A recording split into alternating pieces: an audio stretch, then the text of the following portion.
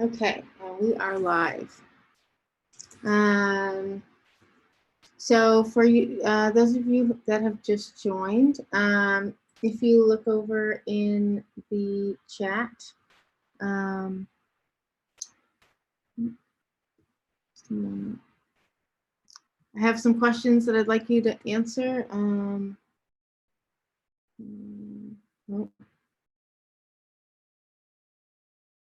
that's my bad. Okay, now everyone should be able to see it. Okay, cool. So I have three questions here that I would like you all to answer about yourself so we can get to know each other. Your name, title, and your whatever program you're with or company, something you love, and a quirk. So something unique about you that no one would know. I've shared my information to start. My name is Jenna. I'm a developer advocate for IBM. I love my dog, Giselle. She's very tiny and she's very cute and she's just everything. And a quirk. A quirk about me is I'm obsessed with tuna sandwiches, tuna salad, tuna melts, tuna everything. So if it's on the menu at a restaurant, I have to try it. And if it's not good, I probably won't be coming back. I kind of gauge my restaurant choices based on how good their tuna is if they have it on the menu.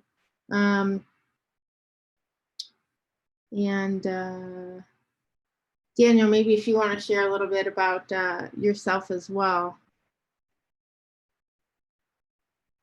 Hey everyone, I'm Daniel. I will be speaking a little bit about blockchain as well today. I am just writing this up and we'll send it in the chat soon, but I'm an offering manager working at IBM, specifically on the IBM Blockchain. I don't think we're able to hear you.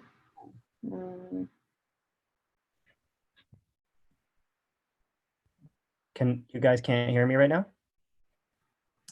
Hello? Oh, you can. I can. Okay, good. Manager working at IBM, specifically on. I don't think we're able to hear you. So try and adjust your volume up. You guys can't hear me right now? Yeah, so we can hear you. We can all hear you. You can. I can. It seems like there's some sort of lag, so it's repeating things that I said earlier. I'm not sure where that's coming from. So try and adjust your volume up. You guys can't hear me right now? Yeah, so sorry, that's my fault. No worries. Okay, sorry for interrupting. Go ahead. Yeah, so again, I'm an offering manager at IBM for the blockchain platform. An offering manager is basically a product manager, but what we internally at IBM call an offering manager. One thing I love surfing. I'm an avid surfer. I grew up in California, so I guess some people say I might have to surf, but so I love the ocean. And a quirk about me, that's a good one. I don't know if this is a quirk, but I'm obsessed with coffee, and while in general I'm not very picky, I only like espressos. I'm not big on regular coffee. Just I need that espresso. And yeah, that's a little bit about me. Hopefully you guys heard that. Yes, thank you. I'm going to share.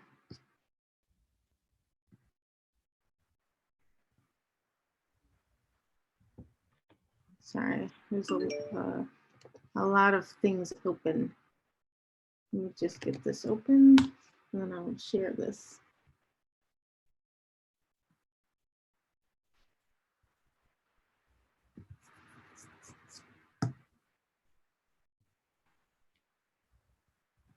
Okay, cool. 1, 2. Mhm.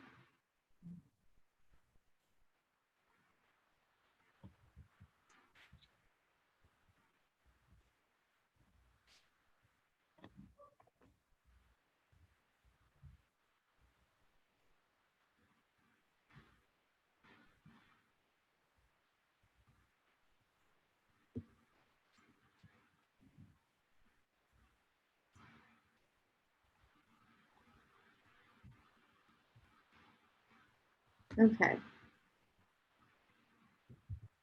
Cool. So you, Daniel, just to check, everyone can see the presentation only, correct? Yes. Okay, cool. Um,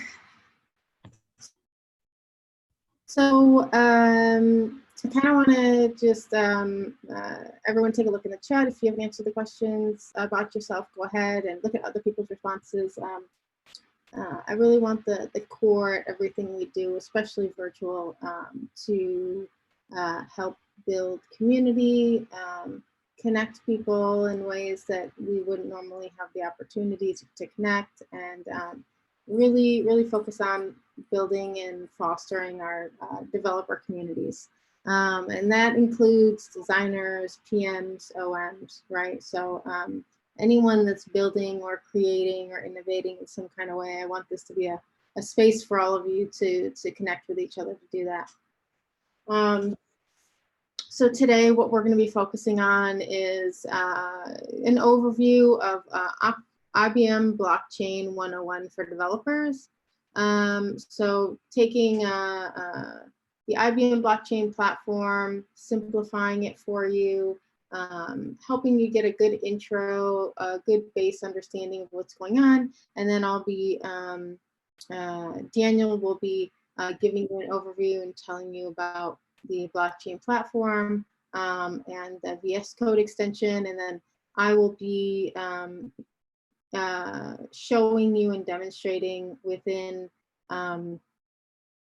VS Code what you need to do to get set up and get a project set up and deployed to your Kubernetes cluster so that you can then start building smart contracts and those types of things. And I have resources as well to that I'll be sharing at the very end, as well as the slides and IBM developer resources and everything you need to get started and building your first blockchain solutions.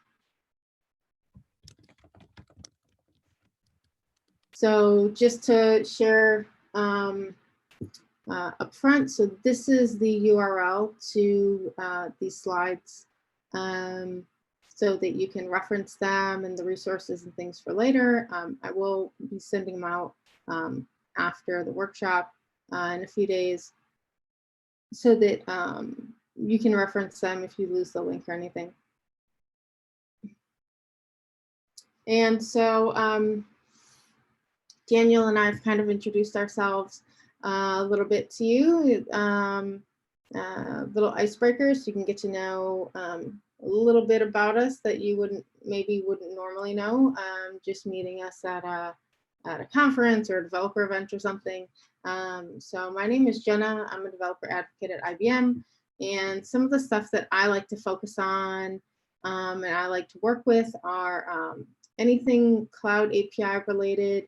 I'm our blockchain subject matter expert on the IBM Developer New York City and Austin teams. So I'm working on building more with blockchain and building more content to share with you all as well. I like to collect swag at conferences. I have a very large collection and actually hand out swag at community workshops that I do in my hometown, Detroit, when I do workshops. So kind of spread the cool stuff around. I write primarily in React and Python and PHP. And I like to put together content and, run fun workshops, right? So the content is one thing, but I like to make sure that everybody is having a good time and is learning something that will help them in their portfolio or help them hopefully get a job or just learn something new that they're interested about. So I really like to spend a lot of time just learning new technologies.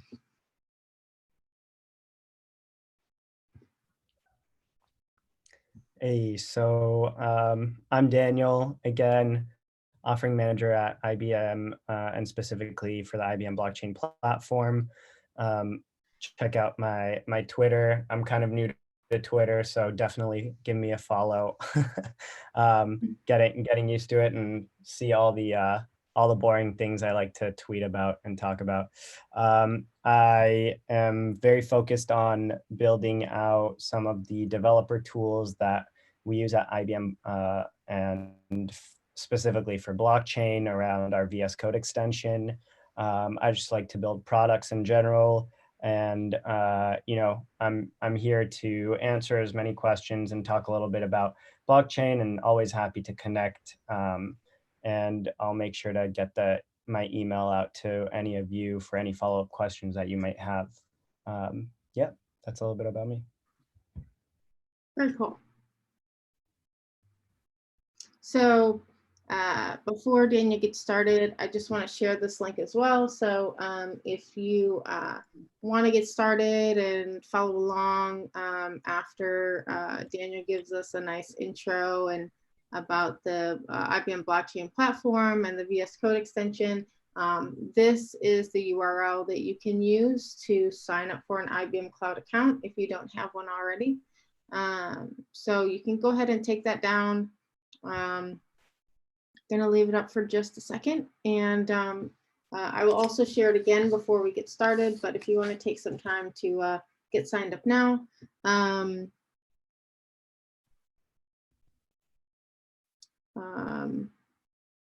So when I guess the slides aren't, the slides are when I show it again, but when you do sign up for a cloud account, the default option is the free light tier. That is the option that you will be selecting. So Daniel's going to get started. He's going to give us a nice introduction and tell us about his product, IBM Blockchain Platform, and hopefully answer any burning questions that you might have, and give you a good base understanding to what the IBM Blockchain Platform is and how you can get started with it. So Daniel, if you want to share. Yeah, can you see my screen? Yes, we can. Perfect.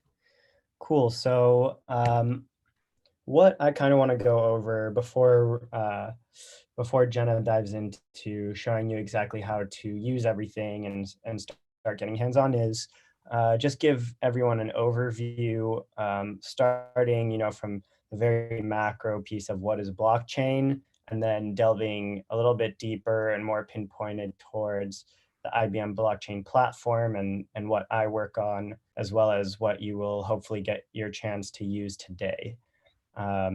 So again, from sort of the high level overview down to specifically what we'll be using. So I kind of wanted to just start off with what is blockchain, because I don't know how much any of you guys know and what background you have around blockchain, but I really wanted to filter it down because I've probably heard hundreds of what is blockchain talks and conversations, and I wanted to kind of distill it into its simplest form of what I see blockchain to be, and it always hinges on sort of the history of where it came from. So I kind of want to talk about that piece. So in 2008, someone or some people by the pseudonym Satoshi Nakamoto came out with a white paper that talked a little bit about something called Bitcoin, which was this peer-to-peer decentralized electronic money. And really, it was the first implementation of this underlying technology called blockchain And it introduced this idea of a shared immutable ledger. So a ledger that many people can share and agree to the contents of through consensus, through a method that entails everyone agreeing on it and not having any kind of third party that has to prove the truth and the correctness of what happens. And once people understood what that was, people took that and realized that, you know, this technology is not only for exchanging digital money, but it's really something that could be used to streamline a lot of different a lot of different a lot of different technologies that we use today, and a lot of different it has a lot of specific use cases. So you can look at different ways to use this technology to really enable you and different people to work together on on something immutable and share the truth of what is happening in the world around you through technology. And that kind of gave rise to taking blockchain and really implementing it and using it in different ways.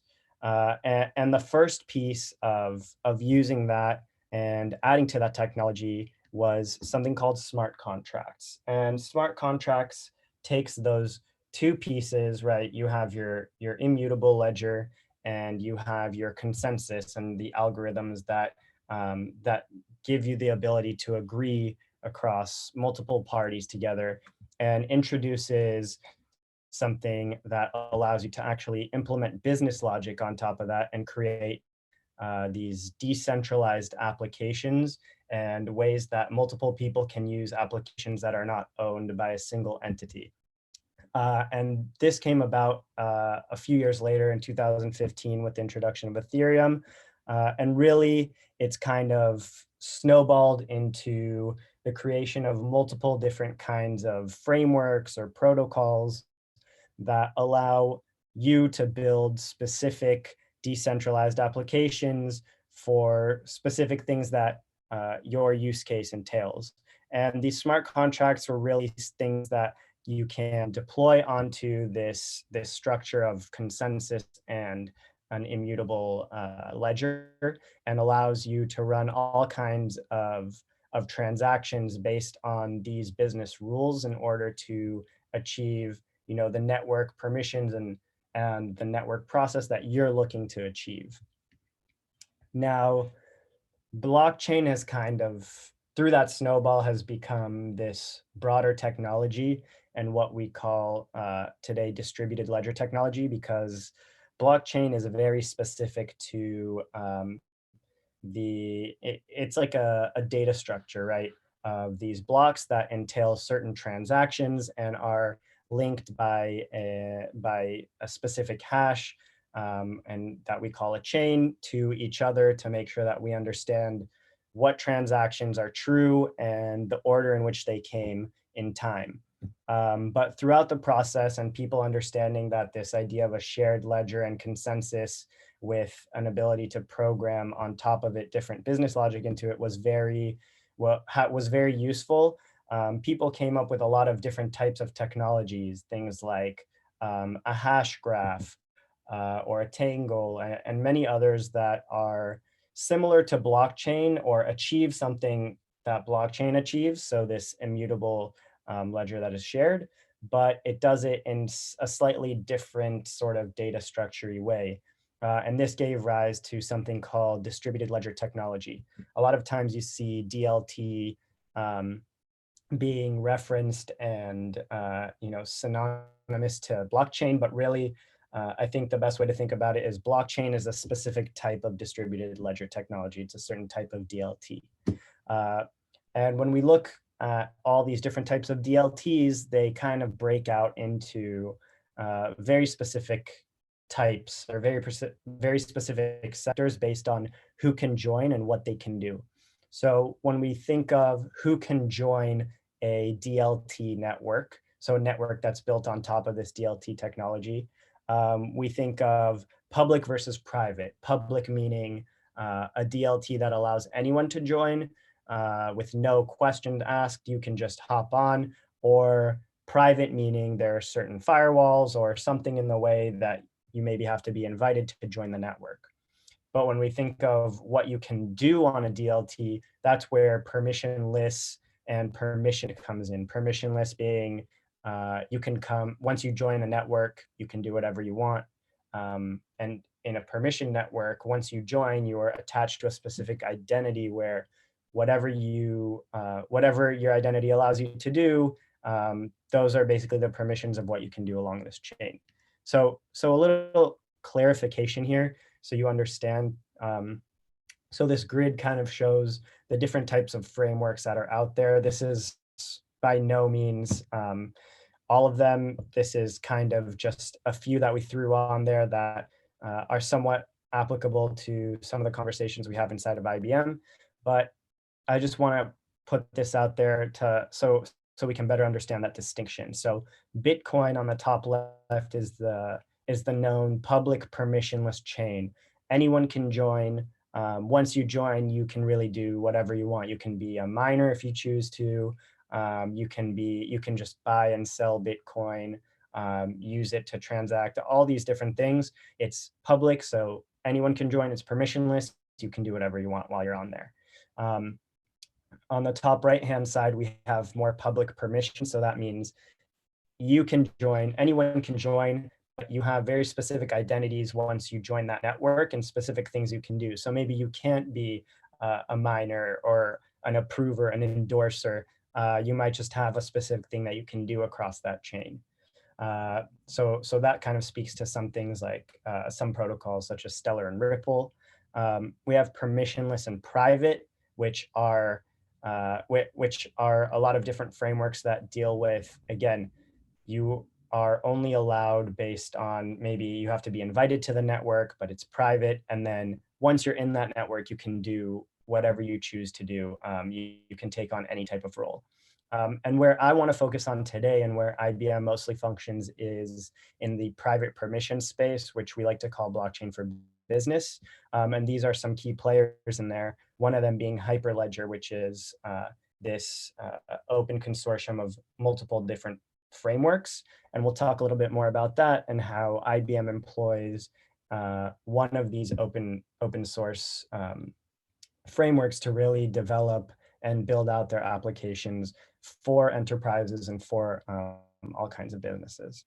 So focusing in on that bottom right square, we can think of, blockchain for business as, again, that digital ledger and consensus with smart contracts on top, built to enable all these different kinds of enterprises and companies to work together, because we know that for business, companies need to work together to get anything done, really.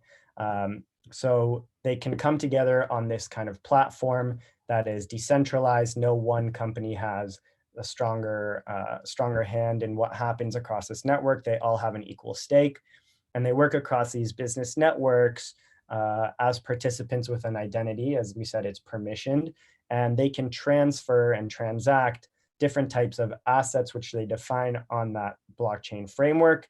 And they can write contracts to underpin those transactions, meaning those smart contracts, which they can use for business, for business logic, and to make sure that what is done can automatically be triggered if needed, but also that when a transaction happens, it abides by the rules of the network. All of that pinned to, like we said, the underlying ledger that keeps all the main source of truth for the entire network. So within this blockchain for business, I wanted to talk a little bit about what IBM has been doing. So IBM really jumped into this in 2015, where we kind of started with a prototype, trying to see different kinds of frameworks that were out there, trying to understand what would be the best way to really implement this for businesses and creating blockchain for business. And we realized there was nothing out there back then that we could use to enable our clients to better create these applications and use blockchain in the best way possible. So what we did was we built out something called Hyperledger Fabric as an underlying protocol or framework, and we decided to go ahead and contribute that to the Linux Foundation as an openly governed and an open source project to allow anyone who decides to start building blockchain to go ahead and use it, because we understood that it was really important for the market and very important for developers to get their hands on it and have a say in the way this develops further. So we contributed all that source code, and since then it's been worked on through the Linux Foundation, governed through them, and we have maintainers all over the world from different companies that are really working to build that out. And in 2017, we launched the IBM Blockchain Platform, which is the platform I work on. And this is really to enable the piece of governance, management of everything to do with your blockchain and your blockchain network for larger businesses, for enterprises, and for these large business networks that work across very complicated business connections, we can say, and business networks. And throughout the years, we've really built that out through, through all kinds of use cases like the IBM Food Trust Network, TradeLens, and we'll talk a little bit about those later. But we've built that out to become this robust multi-cloud blockchain platform that really simplifies the creation of your blockchain application, your blockchain network, and allows you to deploy it across any infrastructure that you want to deploy it onto. And like we said, we've been working across multiple industry verticals at IBM, and we've done so in anything from food, trade, finance. Like there's no, this technology can really be used anywhere, where in any use case where you need multiple different businesses that may not trust each other to use a single type of ledger that is very secure and available for anyone to look at through this permission lens. So again, identity, distributed energy, healthcare, all these different industries are really looking to use blockchain and that emerging technology as a new way to streamline their businesses today. And to call out some of those major ones, we have TradeLens, which is working across container shipments to really enable these large business networks that deal with moving all kinds of containers across countries, across businesses, to simplify the process for them in their communication across different channels. We have WeTrade, that is a trade finance platform for that includes a lot of large European banks who are using this for trade finance for their customers. We have WorldWire that's working on settling cross-border payments and working hard to really enable that, especially in third world countries, but enabling, banks to work together in third world countries and banks working in first world countries to be able to transfer assets between them. And then Food Trust, which is focused on the provenance and making sure you can understand where a specific piece of food comes from the farmer all the way to the actual marketplace. If you go, if you go to Trader Joe's and buy a piece of lettuce, you want to know where that came from. And this is kind of where we see the future of blockchain going, especially when it comes to the Food Trust Network, of being able to give customers an understanding of how to track where their supplies came from, but also for the company, in case there's some sort of E. coli outbreak or something, to be able to quickly figure out where that came from and remove all those harmful pieces of food from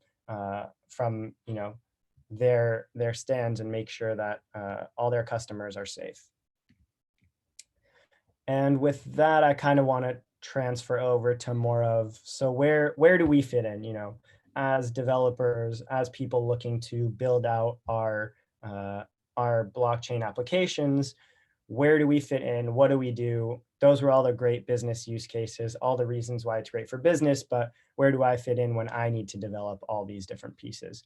So when we look at a typical enterprise system and we're looking at architecting a blockchain network or a blockchain application, it comes in these three separate layers. We have the data layer. Traditionally that would be like your database. In this case, it might be your blockchain network and your ledger. We have the business application layer where you're really working on APIs, gateways, business logic, things that are connecting between the front end and the back end of your system and making sure that the system is running as needed. And then the presentation layer, which we can just think of as the front end that your end users are actually using. And where I think we would focus on is being in that central piece around, the deployer operator, the developer, and the IT. Those three personas or those three people are where most of us as developers would be looking to harness this technology, and that's the space that we're going to be building out. Of course, the end user and the front end piece as well. But I think the end user is more speaking to the actual client who will be using these. So this is just a quick overview. I wouldn't harp on this too much if you don't understand it yet. But the idea is that really as a deployer operator, you're the one working on the network, you're working on the governance and management of the blockchain aspect. As a developer, you're working on some of those APIs that connect the two between your blockchain aspect and your app server, including the building out of smart contracts, making sure they're invoked in the right way.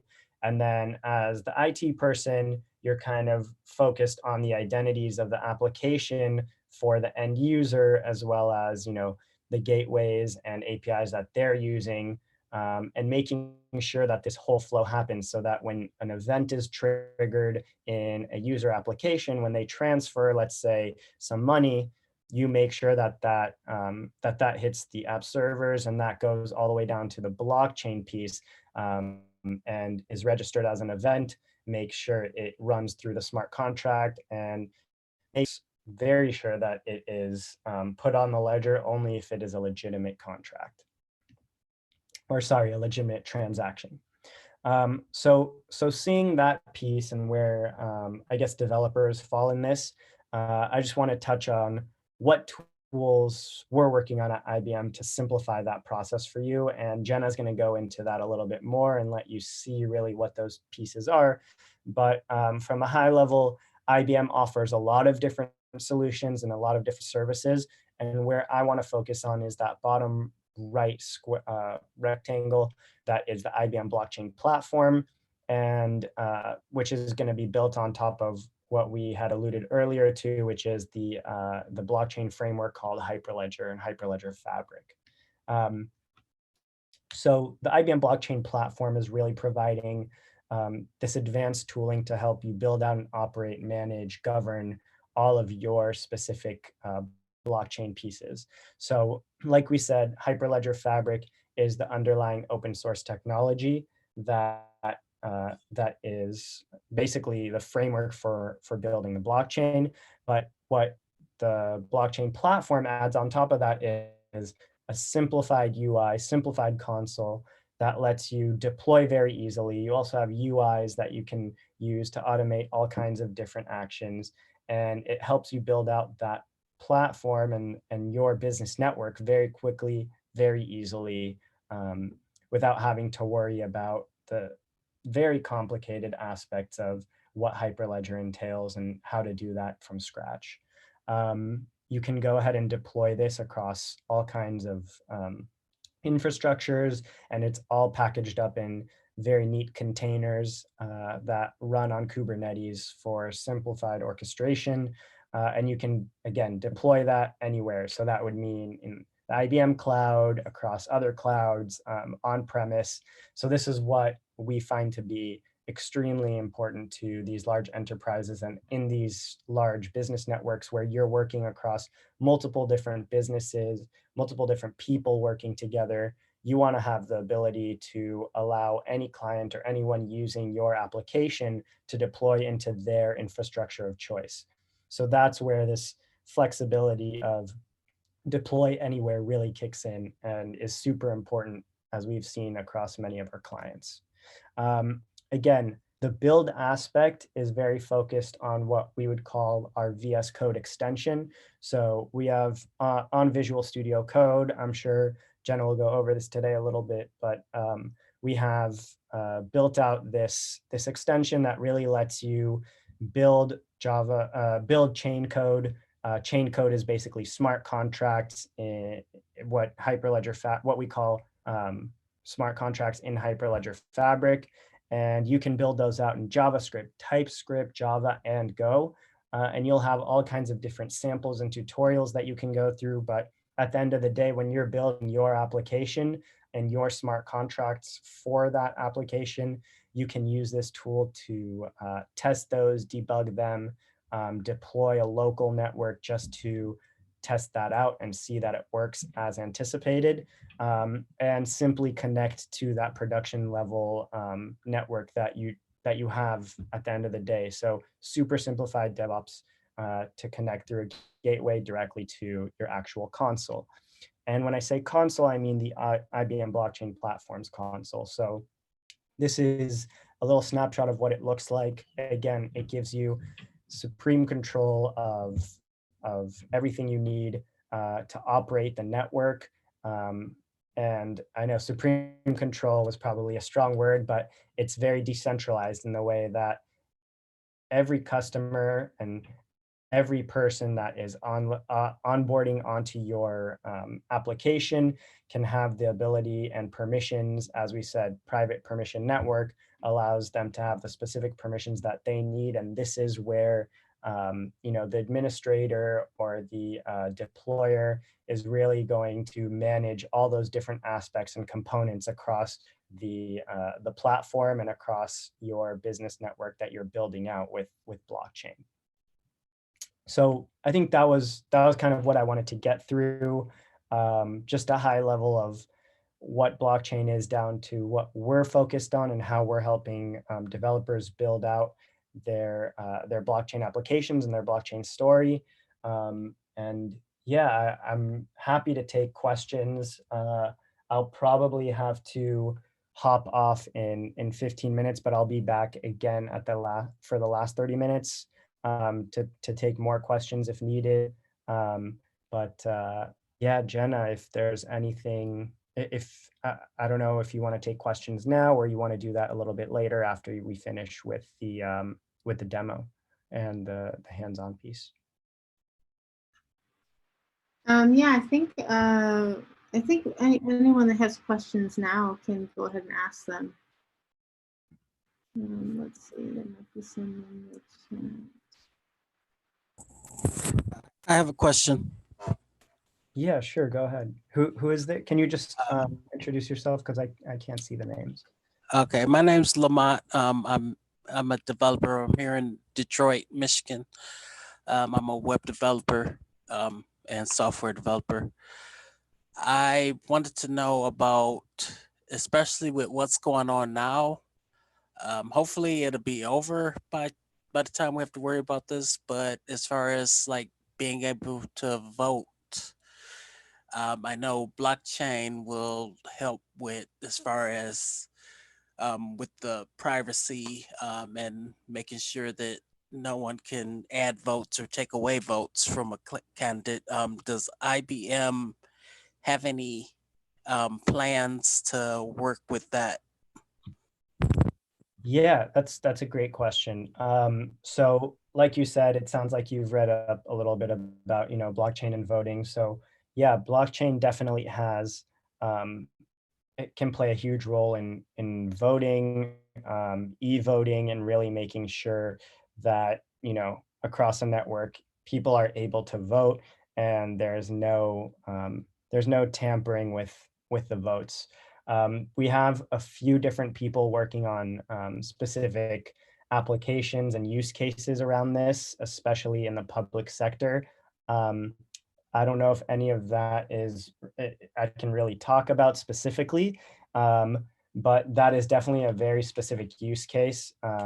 And the IBM blockchain platform is very much built to be able to use that, enable that use case and voting.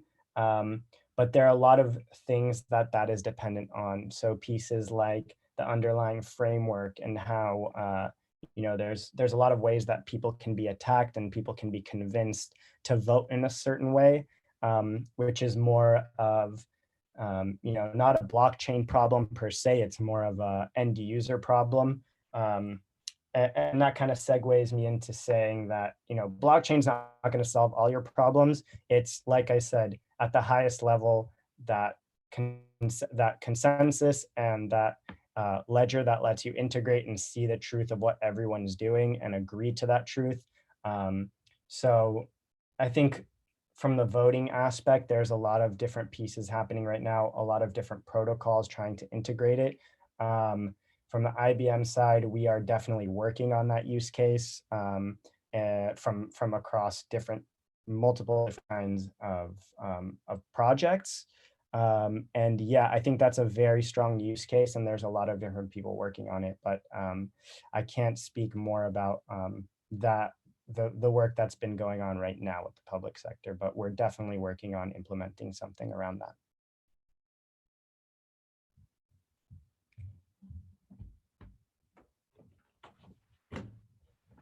I have a question. Yep, go ahead. Okay.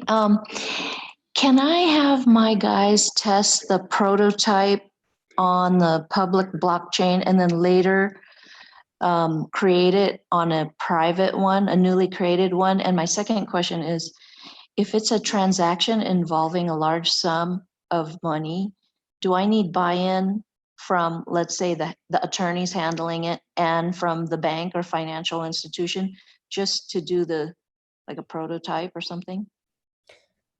Okay, so let's split that up. So towards the first question, you can generally, of course, you can do both of those things. You can go ahead and build something on a public network and then build something on a private network. Right now, I don't know if there is a way to just port that over. You would probably have to build out a solution. Let's say if you're talking about the public network, like an Ethereum, if you're building out an application there, you'd have to build that out. You could test it there for sure. But then you would have to move over to Fabric and probably build that same piece out. There's a lot of different technologies that are looking into directly using a specific framework for smart contracts that you could just use across different frameworks. Things like DAML, which is a specific type of smart contract writing language, and they're working on being able to deploy those smart contracts across multiple frameworks so that you can, write it once and test it out on different types of blockchain or DLT technologies. But so it is possible. But you're probably at this point going to have to duplicate the work to test it out across different things, across different frameworks.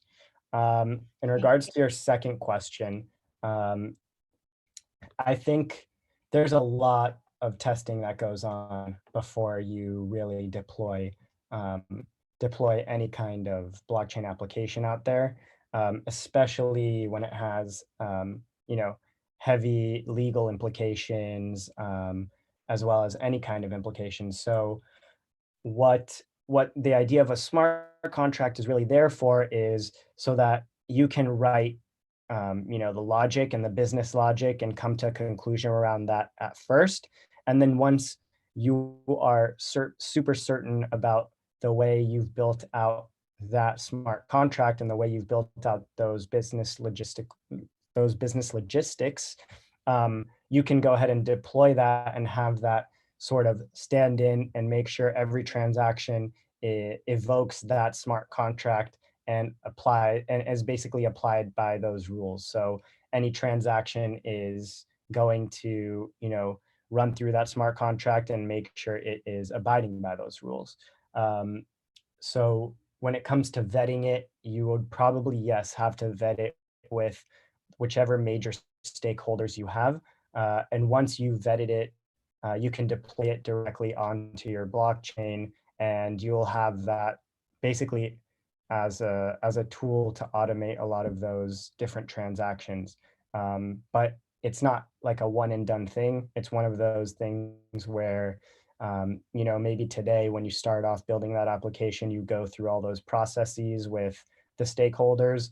But down the line, as things change, which they are bound to, you have to always check in and update that smart contract, change it in order to uphold whatever rules are being changed across your network. So it's not like a one and done thing. It's definitely you have to keep a close eye on all these logistical rules. So yeah, I would say definitely speak to those stakeholders and make sure that if you're planning to roll this out at a larger scale with a lot of business and legal implications, that should be something that you take into account before you just go ahead and deploy those smart contracts. Thanks. Yep. Hi, I have a question. Yep, go ahead. Yeah, so I'm Jardhav. I'm a student at Columbia, undergrad. I also went to Columbia. Go Lions. Oh, nice. My question was like what's the analogous consensus algorithm to having a large number of miners on a public blockchain? Like, can you talk a little bit about consensus on Hyperledger and how, without mining, you can still promise the same security that you would on a public blockchain? Sure, that's a great question. So when you look at public blockchains, you hear a lot of conversations about proof of work, proof of stake. Those are probably the major ones. There's a million other consensus algorithms. Probably the most employed one today, and the most famous one brought on by Bitcoin, is proof of work. And really that heavily relies on, like you said, mining and this large production of energy to solve all these different types of mathematical proofs and problems to make sure that a certain miner has the ability to approve certain types of transactions that go into blocks. When it comes to, private permission networks and things in that small right-hand box that we call blockchain for business, these permissioned networks function very differently because they don't need to get a large public approval of multiple different entities that you don't even know, that are anonymous, that are public. Really, it's these small permissioned private networks, right? Where usually in these situations, everyone knows who's part of the network because it's private and you have to be approved to get into the network, and it's permissioned and everyone has a certain stake in what happens. When we look at the consensus algorithm specifically in Hyperledger Fabric, which is that underlying framework which we talked about, we use something called the Raft consensus protocol, and that comes out of it. It comes out of something called Paxos, which is the original algorithm, and Raft kind of takes that and simplifies Paxos, but it's a leader-follower algorithm that doesn't involve mining. It's more of an algorithm that works on certain orderers, so people who take in the transactions and order them based on a certain amount of time. And because there's no mining in it, what happens is really a transaction occurs, is checked to make sure that it's valid and has specific types of people that endorse it, and specifically in Hyperledger Fabric. And once they endorse that, it gets sent to these orderers who work across that consensus algorithm called Raft to order those in a specific order and to understand what transactions came before which, to make sure that the right assets are being transferred and are owned by the people transferring them. Again, this is super varied across different protocols, but within Hyperledger Fabric, that is what is used. And it is not Byzantine fault tolerant, but it's basically what we call a stepping stone to Byzantine fault tolerance. And that's basically the next implementation of the consensus algorithm that's going to be put on Hyperledger Fabric. But it is crash fault tolerant. Does that answer your question? Yeah, thank you. Yep, no problem. It looks like, oh, I know you have to go soon. It looks like there's a question about, says, could you speak a little about the mining counterpart and consensus on Hyperledger? The mining counterpart. I'm not exact. I think that might be what I just spoke to, but if Jaidev could, if you could voice what you mean by the mining counterpart. No, I think you answered that question. Okay. And then the only other question is there any course to learn and get certification about application development with IBM Blockchain?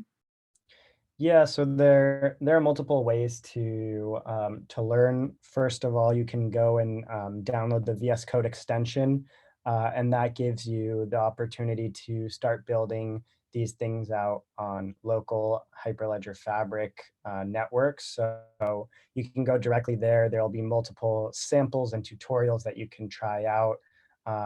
When it comes to certificates, I know there is a certificate out there that is available and free, I think. I don't know if Paige is on this call, but maybe you can correct me here.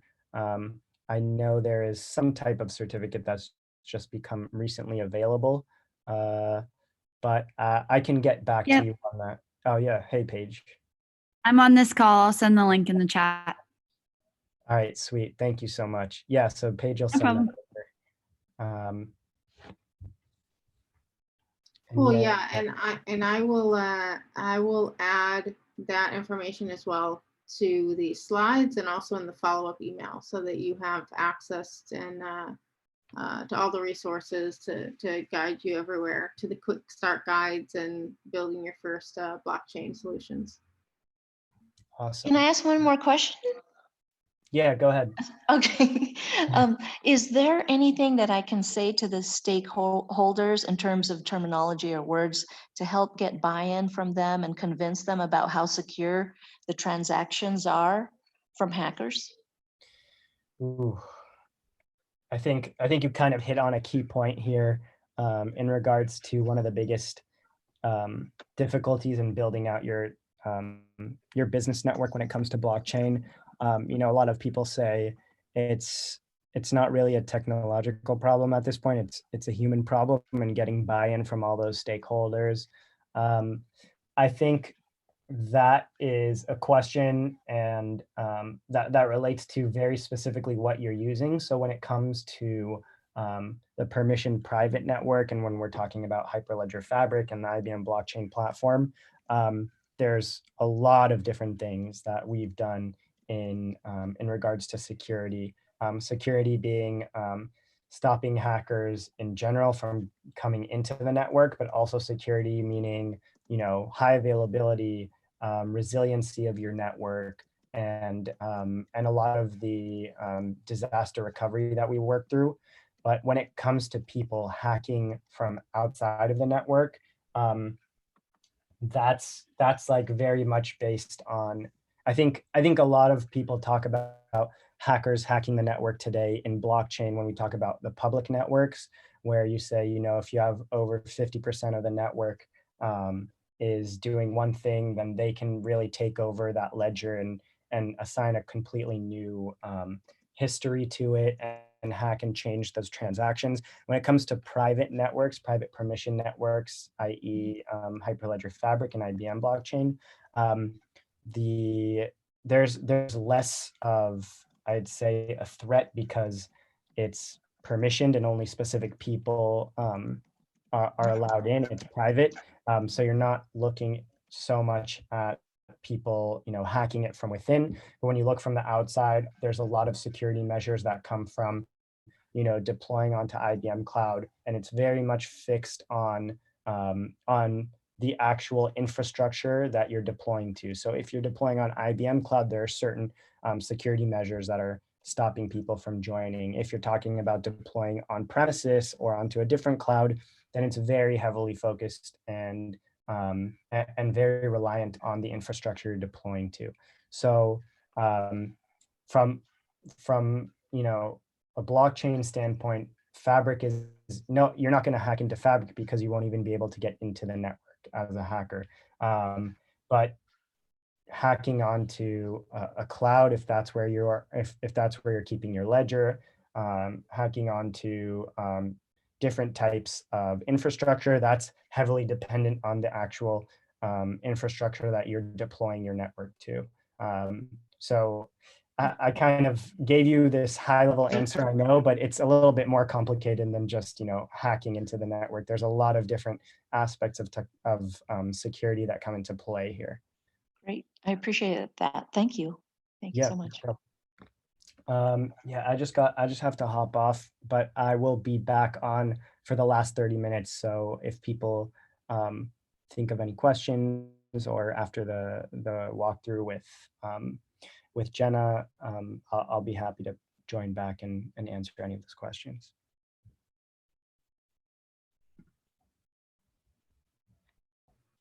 Yes, thank you, Daniel, very much. We still have Paige on the call too to answer any questions. Oh yeah, and you guys are in very good hands with Paige. Yes, yes. I will add Paige's information as well to the workshop slides that I'll be sharing with everyone.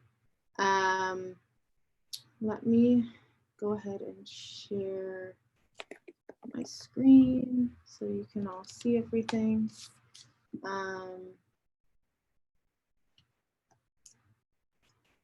Let's see.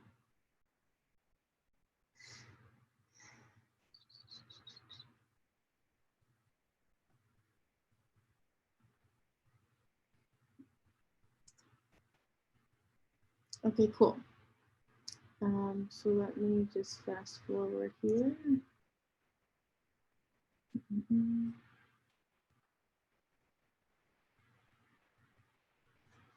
Okay, so we are going to get started. I'm going to walk you through getting the VS Code extension set up and creating your first smart contract. And I have lots of resources as well to that you can, if you aren't going to be following along right now, you can follow along at home or work through the documentation, and then also you'll be able to continue building out the different parts of your blockchain solution and work on any certification if you would like. So I want to just get you all started and to where you need to be to get started on your first project. So I shared this slide earlier. So this is signing up for your first, if you haven't already, IBM Cloud account. I'll leave this up here for just a second. I am going to be sharing and walking you through installing everything so that we can make sure you have everything situated. And again, you will be creating a free light tier account. Will be the default option, so you don't need to select anything. And this is where the link will redirect you. So that again is ibm.biz/blockchain for devs cloud.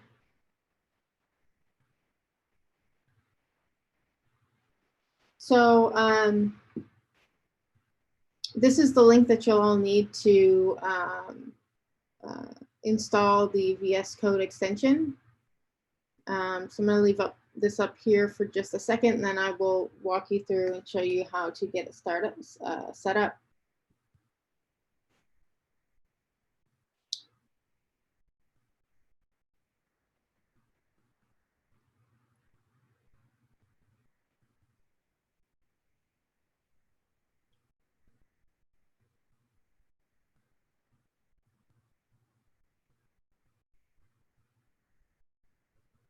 And again, all of this is in the slides as well. So I'll be sharing all of this, or if you have the slides, you can follow in there as well. So I want to show you.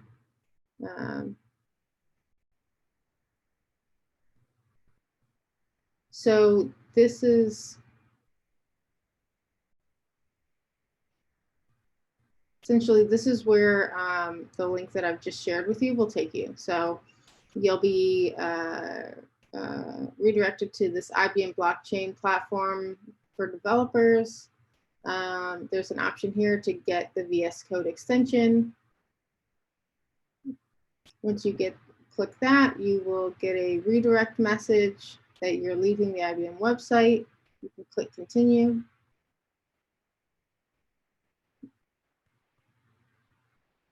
And then you can install the IBM Blockchain Platform extension right from here.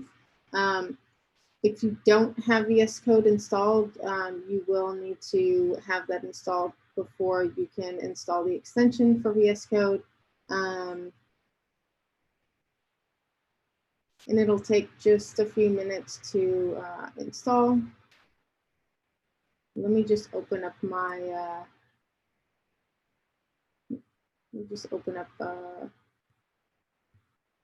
okay. So this is what the IBM Cloud extension looks like. So we'll open it up in VS Code. You will need to install it.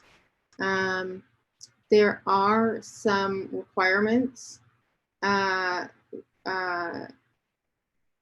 NPM and Node version requirements that you will need, and a few other things. Okay. So for instance, when I installed, I wanted to pull this up and show you.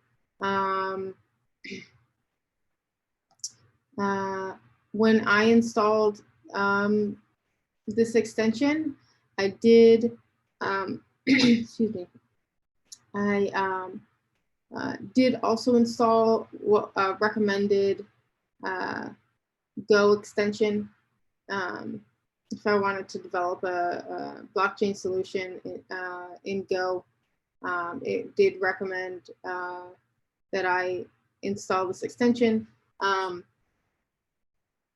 Once you install this, it will give you some requirements, like I mentioned, that you'll need to have met. It will also have a, actually, I can show you here. It will have an option for an agreement. Okay, let me open this up so you can see. Okay, so this is what you'll see. So if you have any missing prerequisites, so if you see here, I did need to select confirm system requirements, that I have at least 4 gigs of RAM. And then I also needed to update my version of Node. If you do need to update your version of Node, if you click the tile, it will redirect you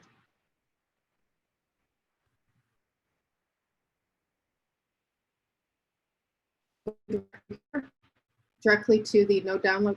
So it will, for Mac or Windows,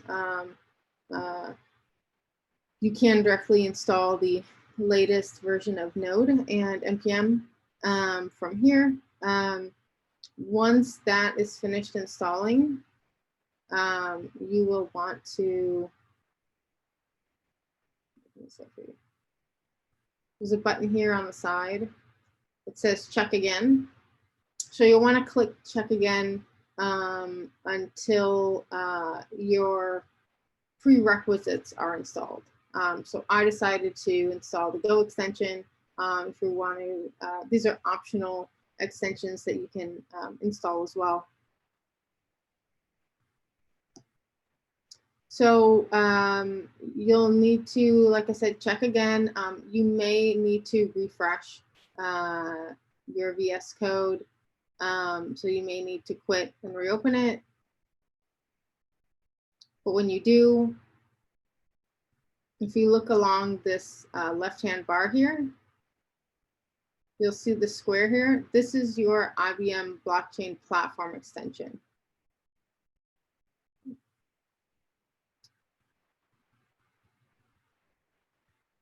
So when you click your IBM Blockchain Platform extension, it will open up.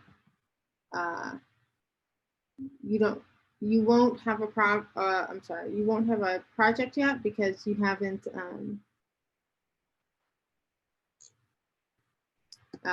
created one yet, but I will walk you through how to do that. And then in your Explorer at the very top, once you create a project, you will be able to see it here. So I want to get started. So once you have everything installed, the first thing we want to do is create a new smart contract project. So before you get started, you'll install the IBM Blockchain VS Code extension. You'll check for updates to make sure it's installed. And then once it's installed, you'll be able to see the IBM Blockchain Platform extension on the left-hand side. And then you'll be able to click that and reload. And then you should be all set to start creating your first smart contract. So let me just see here.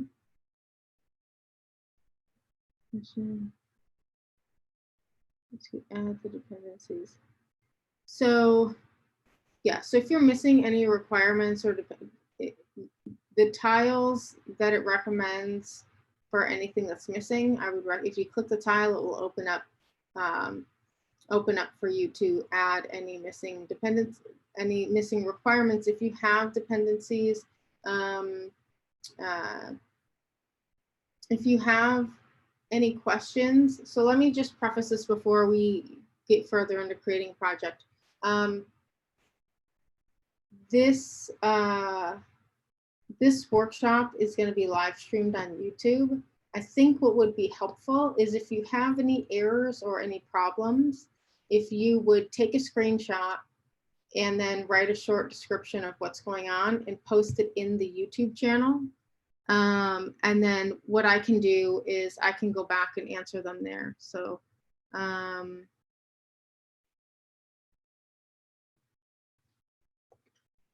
this should be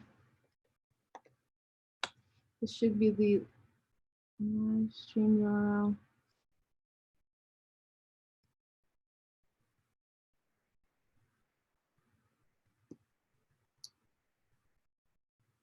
I'm going to share this with you. I was going to share this at the end, but let me make sure you all have this in case as you're working through this, you have any issues and you can add them there. So this is the YouTube channel, my YouTube channel, and you should be able to add any comments to the live stream. If you can't, I will give you my information as well, so you can send them to me so that we can document any issues you're having, so that I can update and provide more reference for any technical pieces where anyone might get stuck.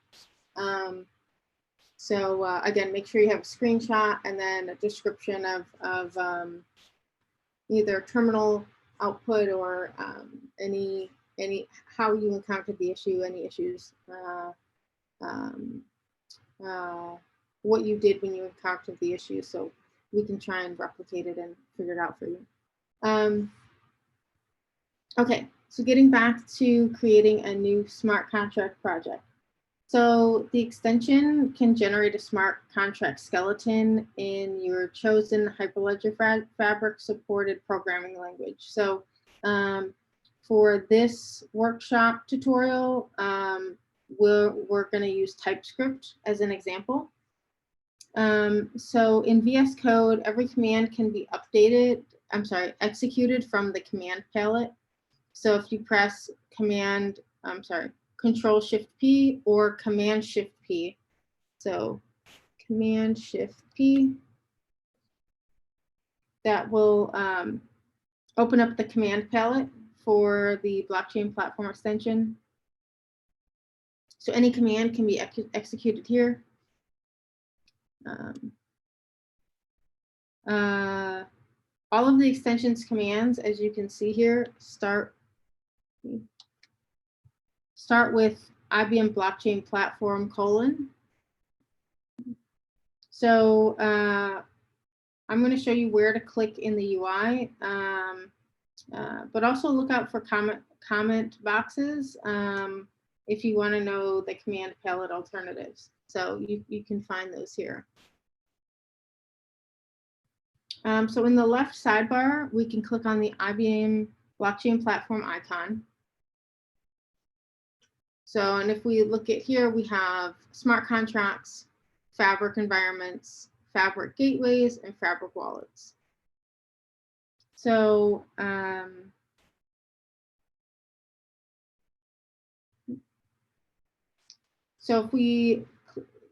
if we come over to our smart contracts box here, it's our first box, and we click the 3 dots here, we're going to select create a new project.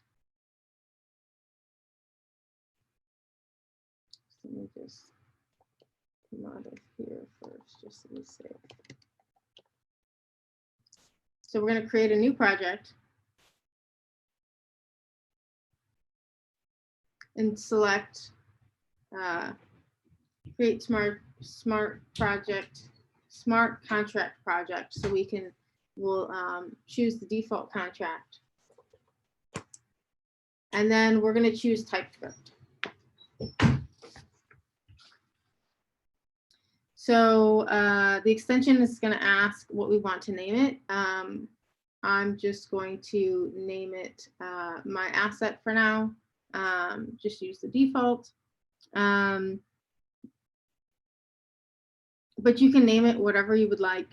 So this is knowing this is going to help you reference back to what type of asset you're creating, so that you can read it from the ledger. So is it, for example, radish, pineapple, penguin, right? So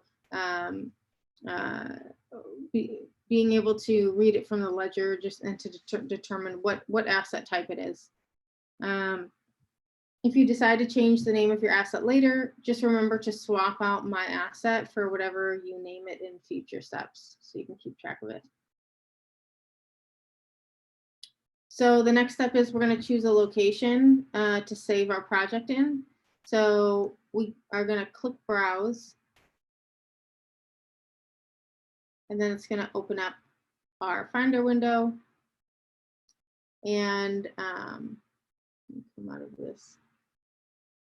So what I'm going to do here is I'm going to create a new folder. And I'm just going to name this demo contract.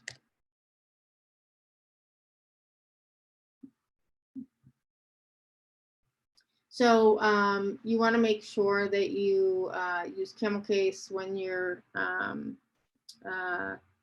naming your folder. You want to avoid using any spaces in between the naming of your project. And then we will save this. And then the very last step is going to be adding it to our workspace. So I'm going to say add to our workspace. And then the extension is going to generate a skeleton contract based on our selected language, which in this case is TypeScript, and the asset name. So once that's done, we can navigate to the Explorer view. So I'm just going to give it a second to finish. So if you look down here, we have IBM Blockchain Platform extension generating smart contracts. So we want to wait for that to finish. And then if you can see here, it opened up here. We have successfully generated smart contract project. So I'm going to close this blockchain VS Code. That's since demo contract is the smart contract that we just finished creating here. Next, we want to open the source folder and click on my asset contract.ts file to see your smart contract code scaffold. So we're going to click on this. Open this up a little bit so you can see it better. Oops. Move this over a little. Okay. Can everyone see that okay? Make it a little bigger. Too big. Okay. So now we're going to take a look at the contents. So what we've just done is we've actually created a new smart contract. So, and as you can see, it was as easy as clicking a few options in our IBM Blockchain Platform extension. Let me just see here. Okay, yeah, so if you're looking for the YouTube, click the bit.ly link. The first link I started is I accidentally posted a stream key. So don't worry about that. Just you can check it out on the YouTube page. Okay, cool. So let's take a look at what we have here, right? Because we didn't do any coding yet, and we've got all this stuff that just magically appeared that our blockchain extension helped create for us from our skeleton templates. So let's take a look and make sure that we understand what's going on in the smart contract. So the generated smart contract code scaffold provides a good example of some common operations for interacting with data on a blockchain ledger. So if you're in a rush and you need to skip this section, if you're going to work on this at home and do this, that's fine. But we're going to take a look at it so we can I can make sure that you understand the basic anatomy of a smart contract. So we're going to take a look at, notice the lines that start with @transaction. So we have one here, we have one here, right?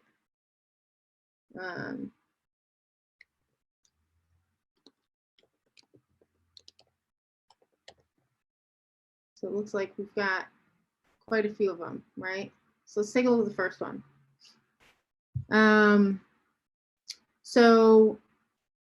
All of the functions that start with @transaction. So these are functions that are defining your contract's transactions. So these are the things that allow you to interact with the ledger. So we're going to skip over the first one, this my asset exists function. And we're going to take a look at the second one.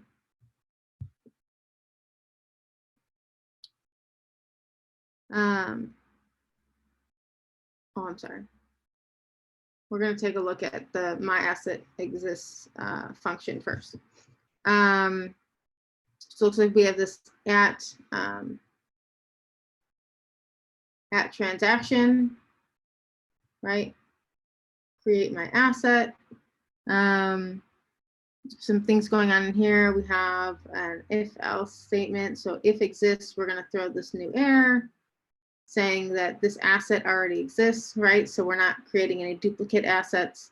Otherwise, it's going to create a new asset and it's going to assign the value to our new value. So the empty brackets in our @transaction function here tells you that this function is intended to change the contents of the ledger. Transactions like this are typically submitted as opposed to evaluated. More on than later in this tutorial. So the function is called create my asset, and it takes my asset ID and a value. So we have my asset ID, and it's taking the string here, and the value is a string as well. Both of which are strings. So when the transaction is submitted, a new asset is going to be created with the key my asset ID and the value of value. So so we're going to have a new asset with this as the key and this as the value. For example, let's say you were to create 001 pineapple, then later on when you read the value of key 001, you'll learn that the value of that particular state is a pineapple. So let's take a look at the next transaction.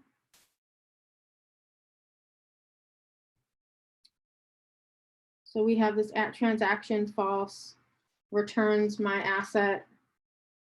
We have an async function, public function. Again, it's going to throw an error. So if it exists, we're going to wait for my asset exists and give it the asset ID. If it doesn't exist, we're going to throw an error and say that this asset does not exist. So this one starts with at transaction false. So the false means that this function is not typically intended to change the contents of the ledger. So transactions like this are typically evaluated. So the first function that we looked at, this is typically submitted, and this is typically evaluated. So you'll often hear such transactions referred to as queries. As you can see, this function only takes my asset ID and returns the value of whatever state the key points to. So this is going to return the value of return the value at our asset of my asset ID. So we're going to take a look at the other. You can go ahead and take a look at the other transactions in the contract, smart contract at your leisure, and then you can move on to packaging and deploying the contract so you can start using it, right? So we have a contract now, and we want to make sure that we package it so that we can use it. So the next step is packaging our smart contract. So now that we've created our smart contract and understand the transactions here, it's time to package it. So smart contract projects are packaged into .cds files, which is a special type of file that can be installed on Hyperledger Fabric peers. So on the left sidebar, we're going to click on the IBM Blockchain Platform icon again. So we have our boxes here that are opened up, our smart contracts, Fabric environments, Fabric gateways, and Fabric wallets. So we're going to come over to our smart contracts packages panel. We're going to click here. And we're going to select package open project. So as you can see here, we have a smart contract for this blockchain VS Code project that I did earlier. What we want to do is we want to package the project that we just created. So I'm going to choose the demo contract to package it. And if you look in the terminal down here,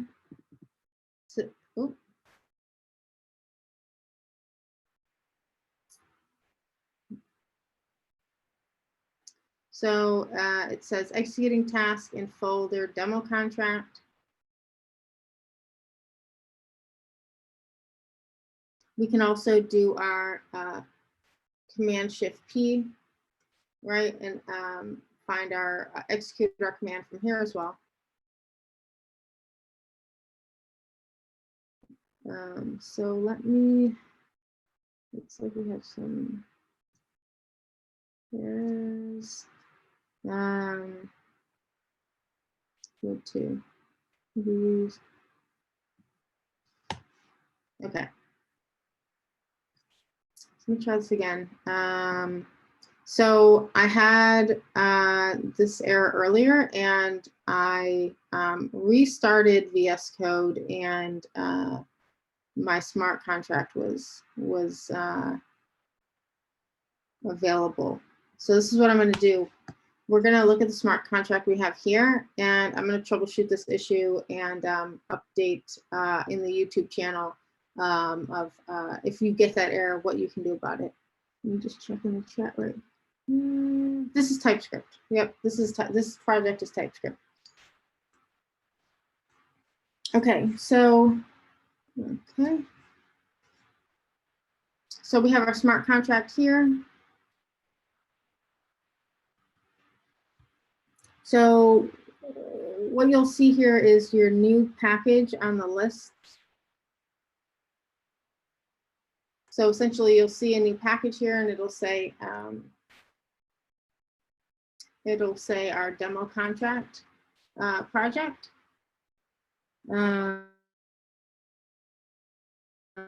Look at the project I did earlier, the blockchain VS Code project.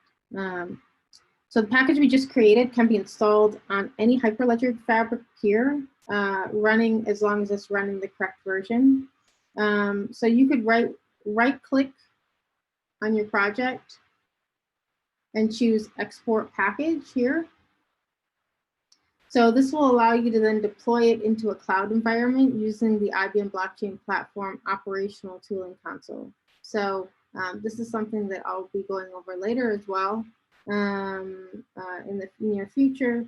And hopefully you'll be able to create your first project, and then we'll be able to get things, work through the operational tooling, get things deployed. So you're going to deploy the package locally on the runtime that comes pre-configured with the VS Code extension. So there's no need to export your package just yet. So, but this option is here. It is available for you to use. So the next part we're going to look at is local Fabric apps. So this is the panel titled Fabric Environments. So if you see here, I've already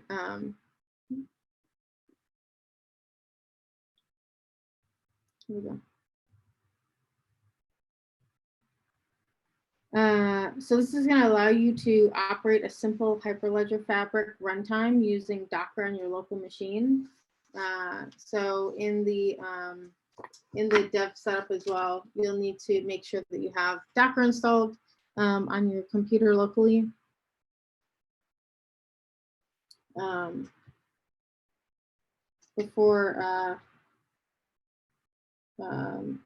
Before moving on to this next step.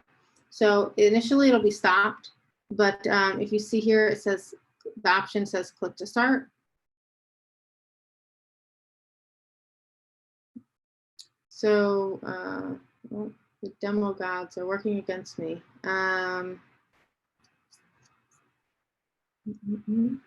Okay, so this is something that I will troubleshoot as well, and I will add to our the YouTube tutorial to get any of you that encounter this issue unstuck as well.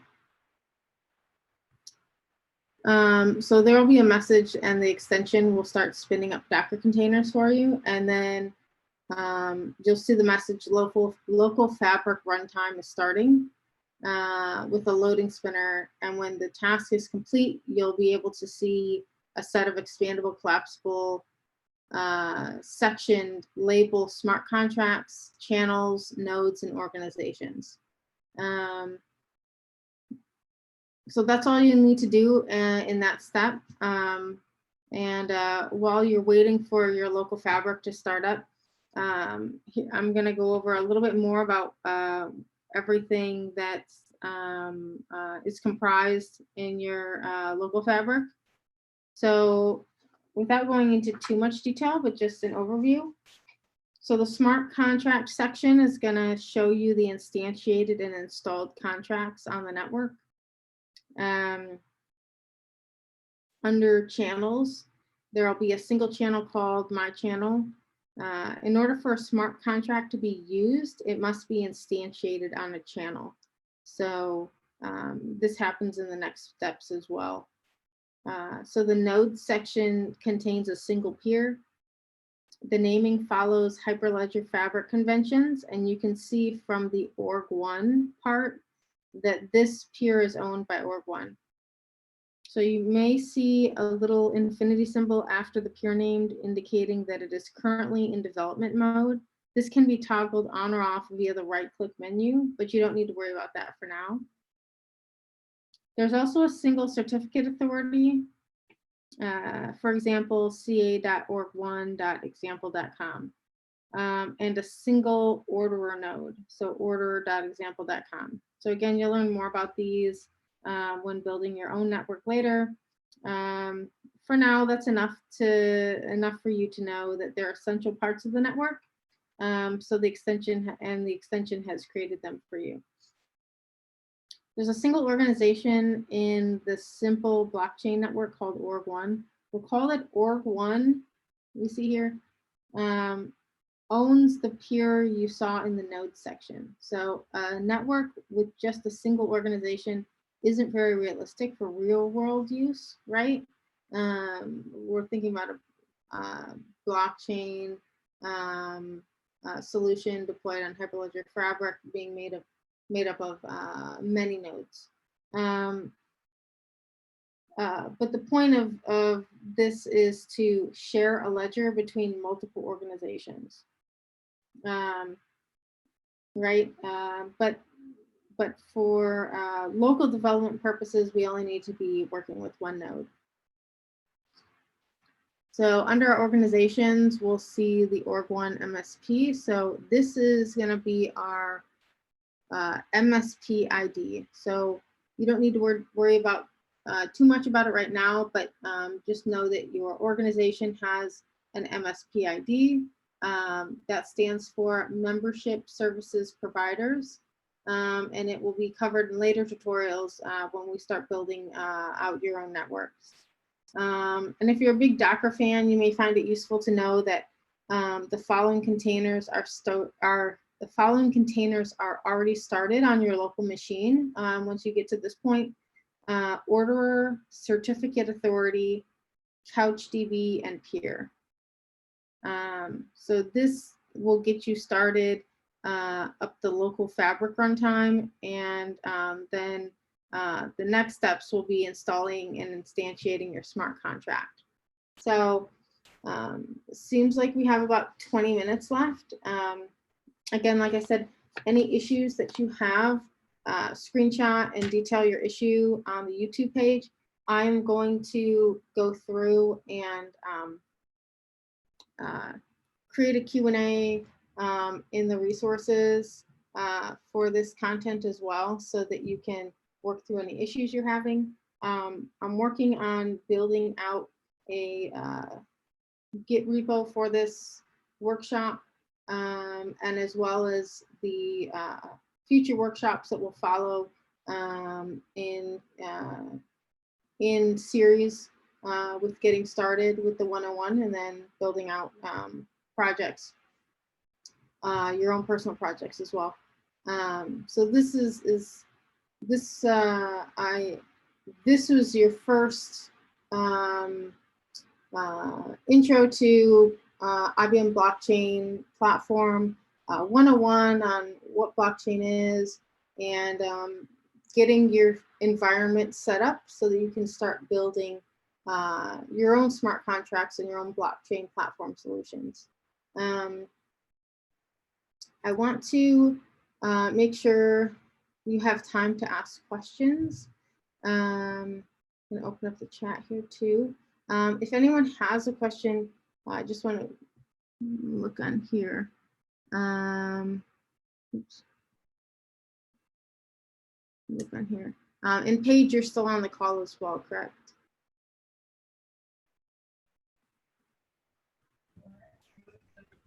I'm not sure she is, but I'm back on. Okay, cool. Yeah, so let me just show you quickly. So I just want to say to all of you, congratulations. I know this is a lot. It's a lot of new, a lot of technical pieces, a lot of technical jargon, and just lots of new things. But this is your first step, right? It's not an easy, smooth thing. It's learning new technical topics is always a painful process, but there's no easy way around it. So you've survived, you've made it. I hope you've learned a lot of new things and that hopefully you can get things set up locally and get started. I just want to share before we start taking some questions. So I just have shared my information again. I will be sharing Daniel and Paige's information as well, so that you can connect with them on social media, ask them any questions. These are the links. I will be, like I said, I will be sending out the links as well, so you have everything. The slides, the IBM Cloud sign up, and as well as the live stream recording YouTube channel. Here are some blockchain resources to help you get started. So, oh, I spelled that wrong. Blockchain 101 Quick Start Guide, developing a blockchain application from scratch in Python. We will be doing that in the very near future, so just stay tuned. Developing smart contracts with IBM Blockchain VS Code, which we just covered part of today, and IBM Blockchain Developers tooling where you can install the VS extension from. Our social media is here as well. I'll be sharing this as well. So the IBM Developer Austin meetup. You can also follow IBM Developer on Twitter, Twitch, and YouTube. And then I've also shared Daniel's appendix.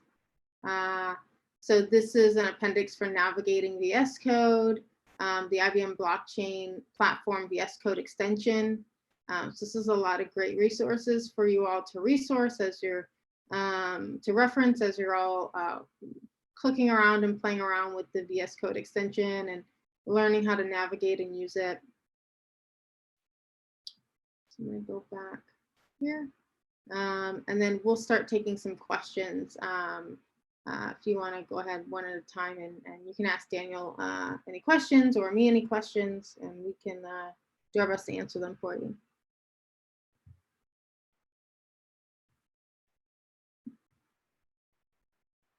Oh, slides. Okay, I'm gonna I'll go ahead and share the slide links with you as well, just in the channel. Like I said, I will send them out, but let me go ahead and share this in the chat so that you have that. So make sure everyone can access it. Workshop slides. Okay, cool. So I have shared the workshop slide link in the chat. So if anyone has any questions, now is your chance to ask them, and we can answer them. Answer whatever we can for you.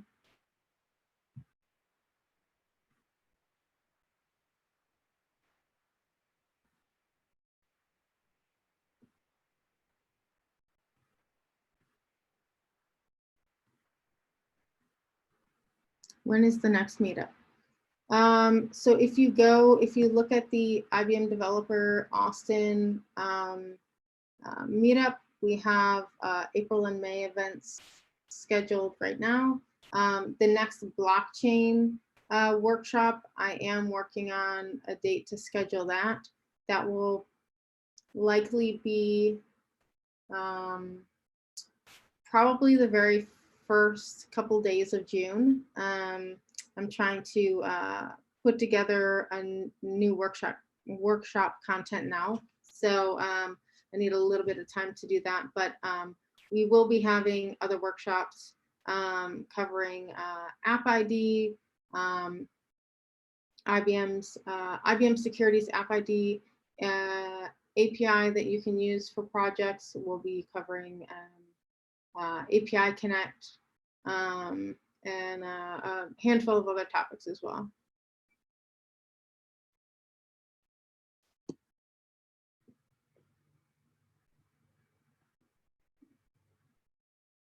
Yep, and we'll hang out here. So if you think of any questions, go ahead and feel free to go ahead and unmute and ask it. And we're available here to answer it for you.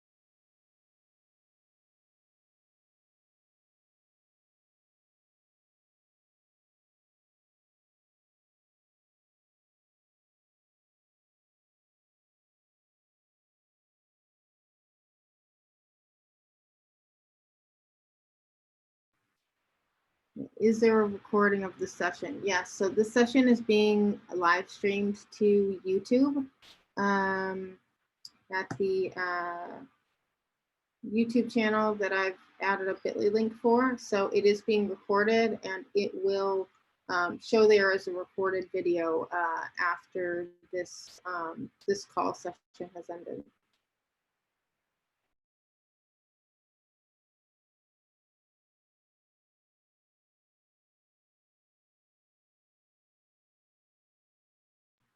And this is the bit.ly link for the live stream recording as well.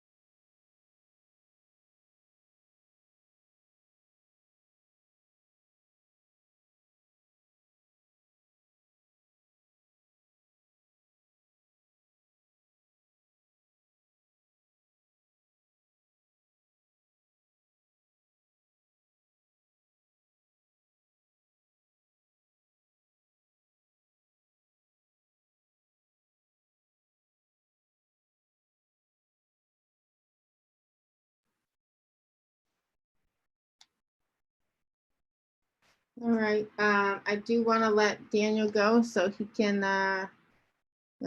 finish out the rest of his day and evening, and all of you as well. If you have any last minute questions, please ask them now.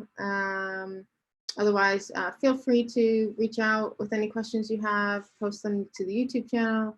I will make sure all of your questions get answered, and anything you struggle with, we can figure out some sort of solution to help you get started building your first smart contract, and or any other questions that you have. And I just want to thank all of you for coming.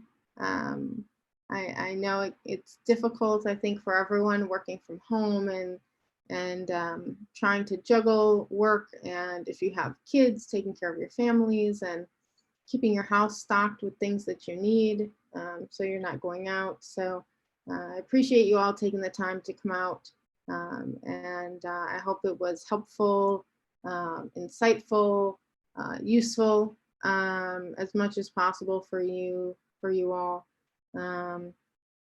And I hope you all have a great rest of your week and a better weekend. Let's see, looks like we might have one more question. Yeah, thank you. Thank you all for coming. So we're going to sign off, and I will see you at the next event. Have a great weekend. Thanks, Jenna. Thanks, everyone. Yeah, thank you.